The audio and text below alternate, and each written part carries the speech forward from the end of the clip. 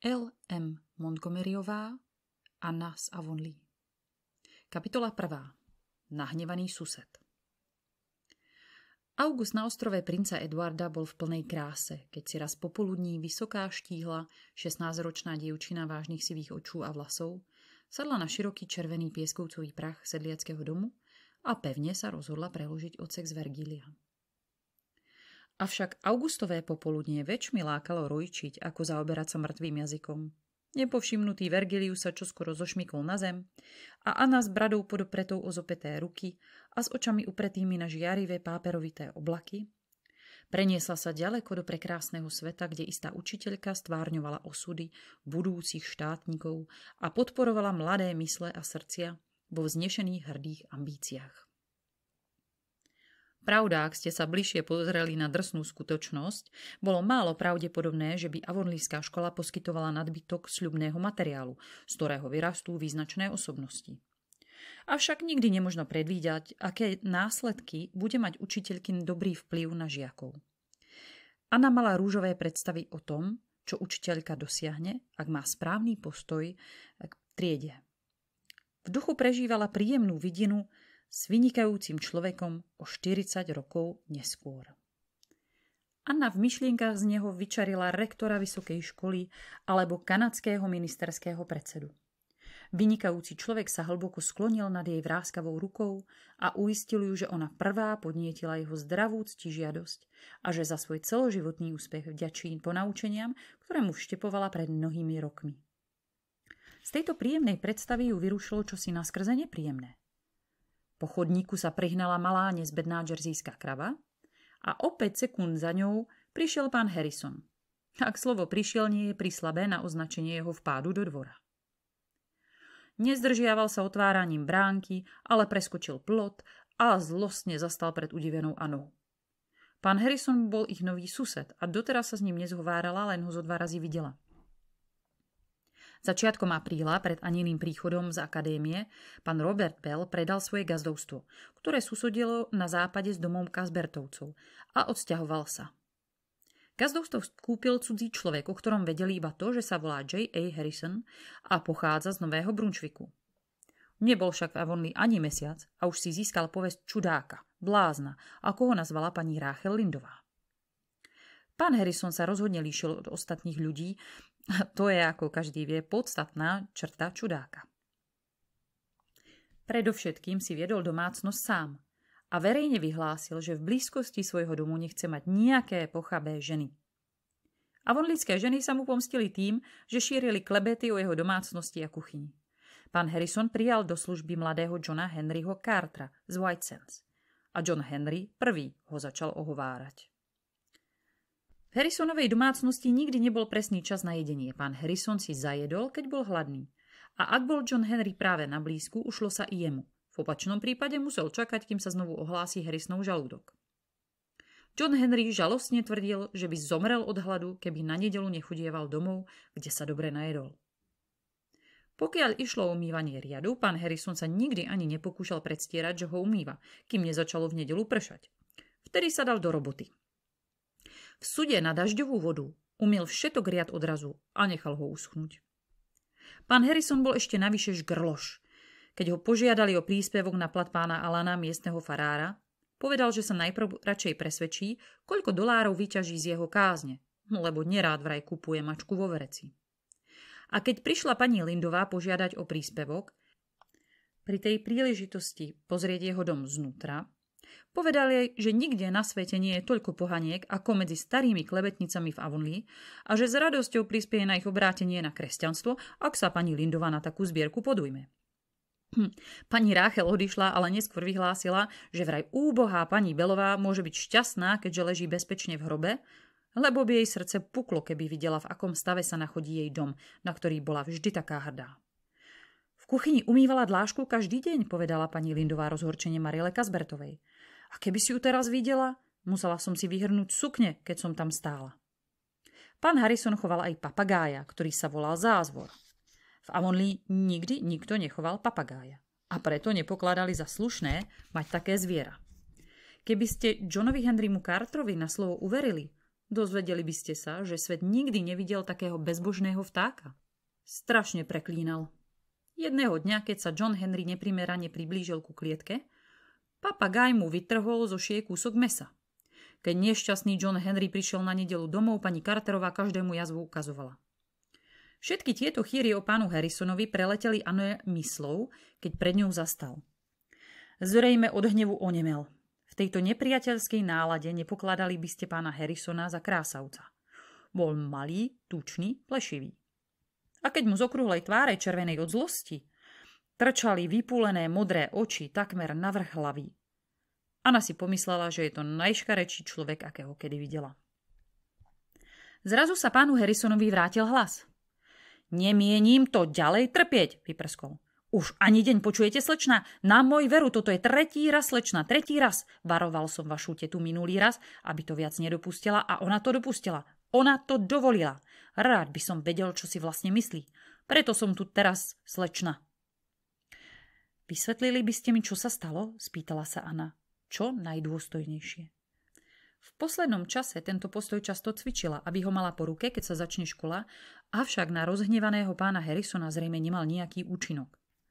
Že čo sa stalo? Na môj veru, stalo sa toho až priveľa, to vám hneď poviem. Stalo sa, slečna, že pred necelou polhodinou som našiel vo svojom ouse džerzijskú kravu vašej tety. To už po tretí raz, aby ste vedeli. Našiel som ju tam minulý štvrtok, našiel som ju tam včera. Prišiel som sem a povedal som vašej tete, aby sa to viac nestalo. A hľa, zase sa to stalo. Kde je vaša teta, slečna? Chcem si s ňou prehovoriť. A povedáte jej svoju mienku J.A. Harrisona. Ak hovoríte o slečne Mariele Casbertovej, nie je to moja teta. Dnes išla do East Graftonu navštíviť vzdialenú príbuznú, ktorá je vážne chorá, povedala Anna. Každé slovo vyslovovala so zvýšenou dôstojnosťou. Veľmi ľutujem, že moja krava sa zatúlala do vášho ousa. Je to moja krava a nie slečny Casbertovej. Pred 3 rokmi mi ju Matej daroval, ako malé teliatko, ktoré kúpil od pána Bela. Vraj ľutujem, no to mi pomôže. Radšej si choďte pozrieť, ako to zviera spustošilo môj ovoz. Podúpalo ho od stredu až po okraj, slečna. Veľmi ľutujem, opakovala Anna pevne. Keby ste mali azda plot v lepšom poriadku, doli by sa nebola mohla dostať dnu. To je vaša časť plota, čo delí vaše ovsené pole od našej pasienky. A nedávno som zbadala, že nie je to vo veľmi dobrom stave. Môj plot je celkom dobrý, vybuchol pán Harrison ešte zlostnejšie ako predtým, pretože preniesla vojnu na územie nepriateľa. Ani väzenská ohrada by nezadržala takého diabla, ako je táto krava. A môžem vám povedať, vy červenovlasá parochňa, že ak je krava vaša, ako vravíte, lepšie by ste urobili, keby ste ju strážili, aby neliezla do cudzieho obilia, než tu vysedúvať a čítať romány v žltej väzbe. Povedal a vrhol zúrivý pohľad na nevinného Vergília v žltohnedých doskách pri Aniných nohách. V tejto chvíli bolo červené ešte čosi, okrem Aniných vlasov, na ktoré bola vždy mimoriadne citlivá. Radšej mám červené vlasy, než vôbec žiadne, vyhrkla. Úder zasiahol, lebo pán Harrison bol naozaj veľmi citlivý na svoju plešivú hlavu. Opäť sa ho zmocnil hnev, no iba bez slov hľadel na Annu, ktorá sa zatiaľ uspokojila a využila túto výhodu. Viem si predstaviť, ako vám je pán Harrison, lebo mám obrazotvornosť. Viem si ľahko predstaviť, ako vám je nepríjemné, keď vo svojom ouse nájdete kravu a nebudem sa na vás hnevať za to, čo ste povedali. Sľubujem vám, že Dolly už nikdy viac nevtrhne do vášho ovsa. Dávam vám na to čestné slovo. No už dajte pozor, aby ta nevtrhla, zamrmlal pán Harrison trochu miernejšie a hnal sa preč hnevlivo. Anna ho počula, ako si šomral pod nos, kým sa nevzdialil. Anna vážne rozrušená prešla dvorom a zatvorila neposlušnú kravu do ohrady, kde sa kravy dojili. Nedostane sa z nej von, iba keď strhne plot, rozmýšľala. No, vyzerá teraz spokojne, iste sa prežrala ovsa. Škoda, že som ju nepredala panu Shearerovi, keď ju minulý týždeň chcel. Ale vtedy som si myslela, že bude lepšie, keď počkám na dražbu. Až sa všetok statok bude predávať naraz. Pán Harrison je v skutku čudák. Keď sa Anna vracala domov, Mariela Casbertová práve vchádzala na voze do dvora. Anna sa rozbehla do domu uvariť čaj. Keď sedeli za stolom a pili čaj, rozprávali sa o poslednej udalosti. Budem rada, keď už bude po dražbe, povedala Marila. Je to priveľká zodpovednosť starať sa o toľký statok a nemať nikoho, iba toho nespoľahlivého Martina. Ešte sa nevrátil. Keď som mu dávala jeden deň voľna, aby mohol ísť na tetkin pohreb, sľuboval, že sa včera večer istotne vráti. Rada by som vedela, koľko tetiek má. Toto už je 4., čo umrela, odkedy vstúpil pred rokom u nás do služby. Budem veľmi rada, keď zvezieme úrodu a pán Barry prevezme gazdovstvo. Musíme doly zavrieť do ohrady, kým Martin nepríde. A potom treba opraviť ohradu na zadnom pasienku pre doly. Na svete je samé súženie, ako hovorí Rachel. Úbohá Mary Keysová umiera a neviem si ani predstaviť, čo sa stane s jej deťmi. V Britskej Kolumbii má brata. Písala mu o nich, ale dosiaľ od neho nedostala odpoveď. Aké sú to deti? Koľko majú rokov? 6 preč, sú to dvojčence. Vždy mám mimoriadne zaujímali dvojčence, najmä odkedy ich pani Hemondová mala toľko, povedala Anna živo. Sú pekné? Bože môj, to sa nedalo zistiť, boli príliš špinavé. Davy vyrábal koláče z blata a dorašla ho zavolať. Davy jej strčil tvár do najväčšieho koláča a keď sa rozplakala, zaboril sa do ňoho sám a váľal sa v ňom, aby jej ukázal, že nemá prečo plakať. Mary povedala, že Dora je naozaj veľmi dobré dieťa, ale Davy je ukrutný darebák. To preto, že vyrástol bez výchovy. Otec mu zomrel, keď bol celkom malý a Mary odvtedy takmer stále chorľavie. Vždy ľutujem deti, ktoré vyrástli bez výchovy, povedala Anna trpko. Veď viete, ani mňa nik nevychovával, kým ste sa ma neujali. Dúfam, že strýko v Kolumbii sa o ne postará. Aká je vám rodina, pani Keysová? Mary? Žiadná, iba jej manžel, bol mojím bratancom z 3. kolena. Pozri, cez dvor ide pani Lindová. Vedela som, že sa ma príde opýtať na Mary. Nespomínajte jej pána Harrisona ani kravu, prosila Anna. Mariela sľúbila, ale nemusela sa namáhať, lebo pani Lindová si ani len nesadla a už o tom začala hovoriť. Keď som sa včera vracala z Carmody, videla som pána Harrisona, ako vyháňal vašu džerzijskú kravu z ovsa, vyzeral ako šialený. Strašne vystrájal. Anna i Marilla sa na seba ukradomky usmiali. Málo ktorá udalosť v Avonlea unikla pozornosti pani Lindovej. Práve v to ráno Anna povedala. Keby ste o polnoci vošli do svojej izby, zamkli, stiahli roletu a kýchli, pani Lindová by sa vás na druhý deň opýtala, či vás nádcha neobchádza.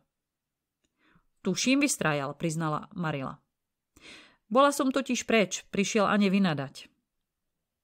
Je to veľmi nepríjemný človek, poznamenala Anna a namrazene pohodila ryšavou hlavou. Nikdy si nevyslovila väčšiu pravdu, vyhlásila pani Rachel slávnostne.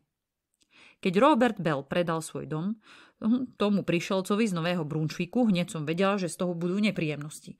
Neviem, kde sa to s našou dedinou skončí, keď sa sem hrnie toľko cudzích. Čoskoro nebude bezpečné ani chodiť, ani spávať vo vlastnej posteli. Vari sa majú prísť ďalší prišelci, spýtala sa Marilla. Nepočuli ste predovšetkým rodina Danelovcov. Prenajali si starý dom Petra Slouna. Peter im zveril svoj mlyn. Prišli z juhu a nikto o nich nič nevie. Potom sa sem sťahuje jedna rodina toho leňocha Timothyho Kotná z Bajcens. Bude obci len na ťarchu. Timothy, jak práve nekradne, chorľavie na suchoty. A jeho žena je ťarbavá, do žiadnej roboty sa nechytí a je riad umýva posediačky. Pani Pájová si vzala k sebe Tonka Pája, osirelého synovca z manželovej strany. Bude k tebe chodiť do školy, Jana, a to nie je veru dobrá zvesť. No a ešte jednoho cudzieho žiaka budeš mať. Príde sem Paľko Irving zo Spojených štátov a bude bývať u starej matky. Iste sa pamätáš na jeho otca Marilla, na Štefana Irvinga, ktorý opustil Levandulu Levisovú, hore v Graftone. Neverím, že ju opustil, povadili sa, myslím, že obaja boli vinní. No už tak či onák, neoženil sa s ňou a ona je vraj odvtedy veľmi čudná, žije sama v malom kamennom domci, ktorý volá Ozvena. Štefan odišiel do Spojených štátov, začali so strýkom obchodovať a oženil sa s Jenkýkou. Odvtedy nebol doma, hoci ho matka 2 razy navštívila. No. Pred 2 rokmi mu zomrela žena a teraz zavše posiela syna k matke. Chlapec má 10 rokov a neviem, či to bude dobrý žiak. S tými Jenkiami nikdy nevieš, ako obídeš. Všetkých ľudí, ktorí sa na svoje nešťastie narodili inde než na ostrove princa Edwarda, pani Lindová zásadne odsudzovala. Pravda, možno sú aj dobrí, ale bezpečnejšie je o tom pochybovať. Mala neprekonateľný odpor voči Jenkiom. Manžela pani Rachel raz okabátil o $10 zamestnávateľ, u ktorého v Bostone pracoval. A ani živý, ani mŕtvý by nepresvedčil pani Ráchel o opaku, že celé Spojené štáty nemajú na tom vinu. Avonlískej škole nezaškodí kvapka novej krvi, poznamenala Mariela sucho. Ale ak je tento chlapec ako jeho otec, nemáš sa čoho obávať. Z Avonlí nevyšiel slušnejší chlapec ako Štefan Irving. Hoci niektorí ľudia o ňom hovorili, že je namyslený. Myslím, že pani Irvingová bude mať veľkú radosť toho dieťaťa. Odkedy jej manžel zomrel, je veľmi opustená. Ale chlapec je možno celkom dobrý, ale iste sa bude líšiť od avonlískych detí, povedala pani Ráchel, ako by to bol najpádnejší argument. Mienka pani Ráchel o istej osobe, mieste alebo veci mala vždy záruku trvanlivosti. Počula som, že chcete založiť vidiecky zveľaďovací spolok, Anna. Na poslednom recitačnom krúžku sme o tom len hovorili s niektorými dievčatami a chlapcami, povedala Anna vzrušene a začervenala sa. Myslím, že by to bolo dobré podujatie. Aj Alanovci s nami súhlasia. V mnohých dedinách tento spolok už majú. Nuž, ak ho založíte, pichnete do osieho hniezda. Radím vám, radšej s tým nezačínajte, Anna. Ľudia sa neradi zveľaďujú. Ak my nechceme zveľaďovať ľudí, ide o Avonlí samotné. Všeli, čo sa dá urobiť, aby to tu bolo krajšie. Keby sme napríklad nahovorili pána Levyho Boltra, aby zrúcal ten svoj škaredý starý dom na Hornom gazdovstve, vari by to nebolo na osoch? To by iste bolo, pripustila pani Ráchel. Už roky tá stará zrúcanina špatí našu osadu. No sama by som chcela vidieť a počuť, ako vy, zveľaďovatelia, nahovoríte Levyho Boltra, aby urobil niečo pre verejnosť, ak mu za to nezaplatia. Nechcem vám odoberať chuť, Anna, lebo myšlienka je pozoruhodná, hoci tuším, že ste ju prevzali z nejakého hlúpeho jenkijského časopisu. No. V škole budeš mať plné ruky práce a preto ti priateľsky radím, aby si so zveľaďovaním nepridávala roboty. No, keď si to raz vzala do hlavy, viem, že si to nedáš vyhovoriť. Vždy presadíš to, čo si raz zaumienila. Pevné črty Aniných pier pani Ráchel prezradili, že nie je ďaleko od pravdy. Anna bola odhodlaná založiť vidiecký zveľaďovací spolok. Gilbert Blythe mal vyučovať vo Whitesens, ale od piatku večera do pondelka rána bol vždy doma a tiež sa pre túto myšlienku oduševnil. Aj ostatná mládež bola z väčšej časti ochotná zapojiť sa do hocičoho, čo znamenalo občas sa stretnúť a zabaviť sa. Ale v čom vlastne spočívalo zveľaďovanie, o tom nemal nikto jasnú predstavu okrem Anny a Gilberta. Vysvetľovali to ostatným, robili si plány, až napokon vzniklo ideálne Avonlí, aspoň v ich predstavách. Pani Ráchel mala pre Annu ďalšiu novinu. Karmotskú školu dostala akási Priscilla Grantová. Nechodila si do akadémie s týmto dievčaťom, ne?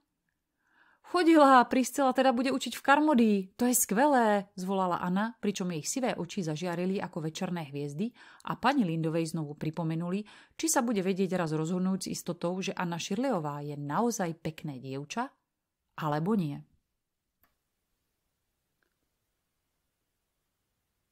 Kapitola 2. Ponáhľaj sa s predajom, na ľútosť času dosť. Na druhý deň popoludní šla Anna na voze do Carmody nakupovať a vzala so sebou Dianu Barriovu. Zrejme aj Diana bola plnoprávnou členkou vidieckého zveľaďovacieho spolku a obidve dievčence po celej ceste do Carmody a späť nehovorili takmer o inom. Keď začneme so zveľaďovaním, mali by sme predovšetkým vymaľovať túto sálu, povedala Diana, keď sa viezli popri avonlíckej zábavnej miestnosti, dosť ošarpanej. Je to hanba, ako tá miestnosť vyzerá. Musíme ju vymaľovať prv, než sa pokúsime donútiť pána Levyho Boltra, aby zrúcal svoj dom. Otec hovorí, že sa nám to nikdy nepodarí. Levy Bolter je veľmi skúpy a nepremárni toľko času na rúcanie. Možno chlapcom dovolí zrúcať dom, ak sľubia, že mu privezú dosky a porúbu ich na triesky, na podkurovanie, nadhodila Anna úfne.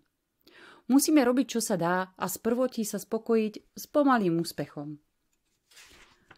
Nemôžeme očakávať, že dokážeme všetko odrazu. Najprv musíme vychovať verejnú mienku.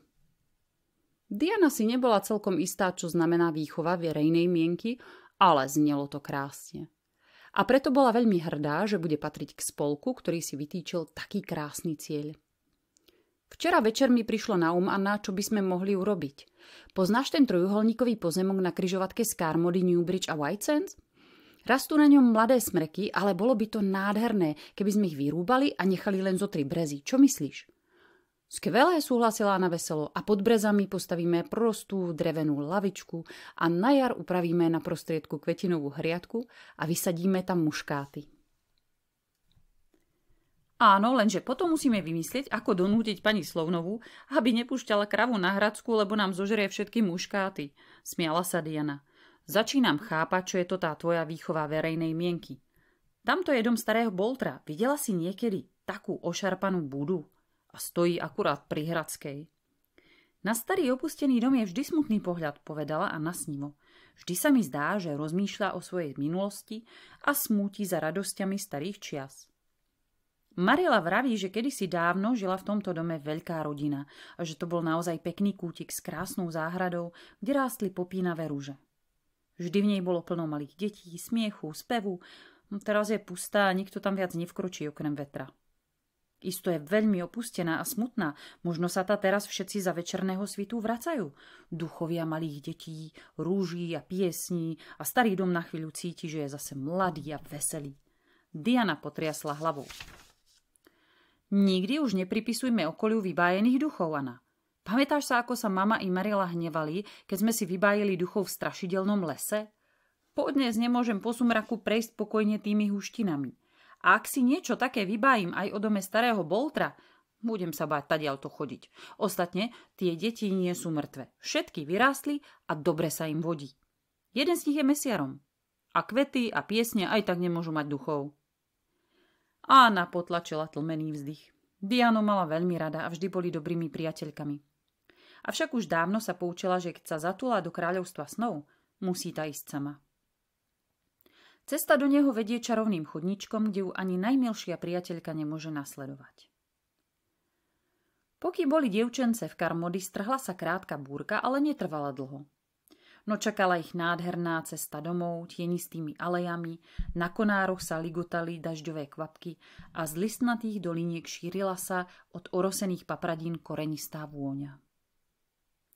Keď napokon zabočili na poľnú cestu, ktorá viedla ku Kazbertovcom, Anna zazerala čosi, čo jej skazilo pôžitok z krásneho pohľadu. Pred nimi napravo sa rozprostierala Harrisonova široká roľa, posiata neskorým ousom. Na prostriedku poľahnutého obilia stála v hustom obili džerzijská krava a pokojne na ne žmurkala. Anna pustila opraty z ruky a so zovretými perami, ktoré neveštili nič dobré lúpeživému štvornožcovi, postavila sa vo voze. Nepovedala ani slovo, ale rezko zliezla po kolesách a zmizla za plotom skôr, než Diana pochopila, čo sa stalo. Anna, vráť sa, skríkla Diana, len čo sa spamätala. Zničíš si šaty, obilie je mokré, zničíš si šaty. Nepočuje ma, dodala dievčina pre seba. Veď tú kravu sa ma nevytiahne stadiaľ. Musím jej ísť pomôcť. Anna sa rútila obilím ako šialená. Diana rýchla ako blesk zoskočila, koňa bezpečne privázala k stĺpu, prehodila si sukňu z pekných bavlnených vzorkovaných šiat cez plecia, preliezla plot a začala prenasledovať rozúrenú priateľku. Bežala rýchlejšie ako Anna, ktorej prekážala premočená sukňa a skoro ju dohonila. Obe nechávali za sebou pekne vyšliapaný chodník, ktorý pánu Harrisonovi iste zlomí srdce, keď ho uvidí. Anna, preboha, zastav sa, dýchčala Diana. Ledva lapám dých a ty si do kosti premočená. Musím odviesť tú kravu preč, než ju pán Harrison uvidí, vyrážala zo seba zadýchčaná Anna. Čo ma potom, či sa čo aj utopím, len keď ju chytíme. Avšak džerzijská krava zrejme neuznávala dôvod, pre ktorý by sa mala dať vyhnať zo sladučkej paše. Len čo sa obidve dievčiny takmer bez dychu k nej privalili, obrátila sa a ušla rovno do protiľahlého kúta role. Nadbehni jej, skrikla Anna. Utekaj, Diana, utekaj. Diana utekala. Anna sa pokúšala kravu chytiť, ale nepodarená krava behala okolo role, ako keby strečkovala. Trvalo celých 10 minút, kým ju chytili a odviedli po ceste do Kazbertovcov.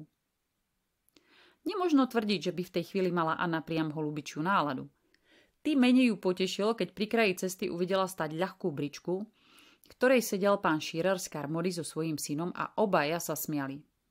Myslím, Anna, že by ste boli lepšie urobili, keby ste mi tú kravu boli predali, keď som ju minulý týždeň chcel kúpiť, chichúňal sa pán Shearer. Predávam ju hneď teraz, ak chcete, odpovedala jej roztrapatená majiteľka. Môžete ju mať hneď teraz. Platí, Dám vám za ňu $20, ako som pôvodne núkal. A Jim ju odvedie do Karmody. Dnes večer pôjde do mesta s ostatnými kravami. O 5 minút Jim Shearer a džersijská krava kráčali po Hradskej a vznetlivá Anna poháňala kobylu po ceste do Zeleného domu s $20 vo vrecku. Čo povie Marila? Spýtala sa Diana. Ale nič, Dolly bola moja krava a je málo pravdepodobné, že by ju na dražbe vycenili nad $20. Páne Bože, ak pán Harrison uvidí to obilie, hneď bude vedieť, že tam zase bola, hoci som mu dala čestné slovo, že sa to viac nestane. Už aspoň som sa poučila, že nemám dávať čestné slovo za kravy. Marila bola u pani Lindovej a keď sa vrátila, vedela všetko o Dolinom predaji. Lebo pani Lindová videla z obloka väčšiu časť obchodného jednania a ostatok si ľahko domyslela. Vari, je to tak najlepšie, povedala Marila, hoci ty a nakonáš veľmi neuvážene. Neviem pochopiť, ako sa dostala von z ohrady. Musela vylomiť dosky. Neprišlo mi na pozrieť, odpovedala Anna. Teraz ta zájdem. Martin sa ešte nevrátil. Možno mu zomrela ďalšia teta. Martin je ako všetci Francúzi, povedal Marila znechutene. Ani deň sa na nich nemožno spoľahnúť. Marila práve prezerala ani nákup, ktorý doviezla z Karmody, keď začula zo zadného dvora prenikavý výkrik. O minútu sa Anna vrútila do kuchyne zalamujúc rukami. Anna Shirleyová, čo sa stalo? Ach, Marila, čo si len počnem? To je strašné a všetkému som ja na vine. Ach, či sa niekedy naučím najprv zastať a porozmýšľať, prv než urobím dajakú nerozvážnosť. Pani Lindová mi vždy vravieva, že raz vykonám hrozný čin. A teraz som ho spáchala. Anna, ty si naozaj beznádejný prípad. Čo si urobila? Predala som pánu Shearerovi džejzijskú kravu pána Harrisona. Tú, čo kúpil od pána Bella. A moja Dolly je tamto v ohrade. Anna Shirleyová, vari snívaš? Keby som snívala, nie je to sen, hoci ma to prenasleduje ako nočná mora. A krava pana Harrisona je už v Karmody. Ach, Marila, myslela som, že som prestala vystrájať hlúposti a zatiaľ toto je najhoršie, akú som vo svojom živote vykonala. Čo mám robiť? Robiť? Tu sa nedá dieťa nič robiť, iba ísť to povedať pánu Harrisonovi. Ak si nebude chcieť vziať peniaze, môžeme mu ponúknuť za náhradu našu džersijskú kravu. Je taká dobrá ako tá jeho. Viem isto, že sa bude hrozne hnevať a vyčíňať, nariekala Anna. To si myslím. Vidí sa mi, že je strašný zlostník. Ak chceš, pôjdem mu to vysvetliť ja. Nie, tak som to naozaj nemyslela, zvolala Anna. Ja som všetkému na vine a nedovolím, aby ste znášali môj trest. Pôjdem sama a to hneď.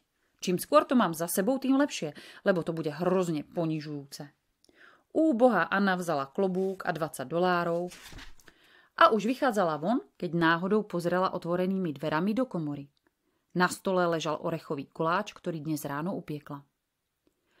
Bola to výborná pochúťka, poliaty ružovou ľadovou polevou a ozdobený vlašskými orechmi. Anna ho pripravila na piatok večer, keď sa v Zelenom dome mala stretnúť avonlíska mládež a založiť vidiecky zveľaďovací spolok. Ale čo boli priatelia popri pánu Harrisonovi, uhrázenému spravodlivým hnevom? Anna sa domnievala, že by týmto koláčom obmekčila srdce hociktorého muža, najmä ak je nútený sám si variť, a okamžite ho strčila do škatule.